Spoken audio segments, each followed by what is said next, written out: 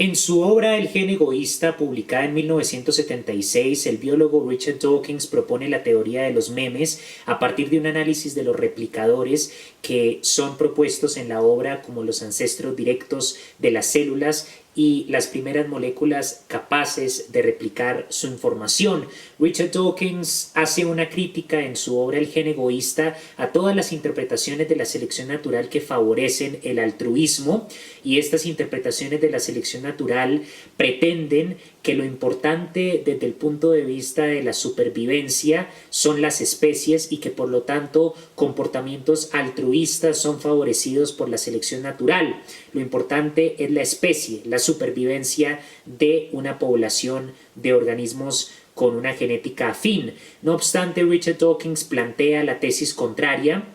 No son favorecidos los comportamientos altruistas desde el punto de vista de la selección natural. Lo que son favorecidos son los comportamientos egoístas, que implica que lo fundamental, la unidad central de la selección natural, por consiguiente, no debe ser la especie, sino el individuo, y el individuo para Richard Dawkins es simplemente una máquina, un vehículo que utilizan los genes para propagar su información. Richard Dawkins comienza haciendo el análisis de los primeros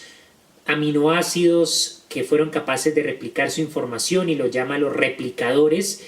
y hace todo el estudio acerca del papel de los genes en la propagación de las especies, y posteriormente plantea la teoría de los memes, según la cual una idea que surja en el cerebro a través del desarrollo de la cultura, del lenguaje, que constituye los mayores logros del proceso social e histórico de la humanidad desde la invención de la escritura, supone la propagación de pedazos de información bajo la forma de ideas que se replican y buscan reproducirse de la misma manera que los genes y antes que los replicadores. Richard Dawkins emplea la palabra meme a partir de la palabra griega mimesis,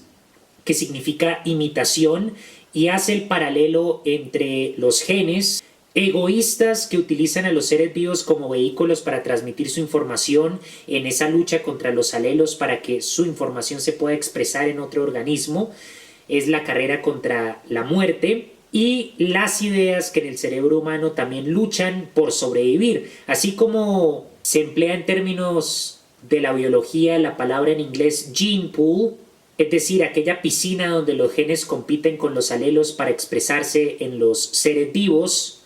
para transmitir la información que albergan, las ideas también compiten en las sociedades humanas y a lo largo de la historia. Richard Dawkins habla del meme de Dios, de la idea de Dios, que es una idea que prevalece en todas las comunidades, por lo menos monoteístas, y es una idea que por diferentes circunstancias históricas ha logrado exitosamente reproducirse como un gen que persiste como un rasgo intrínseco a alguna población.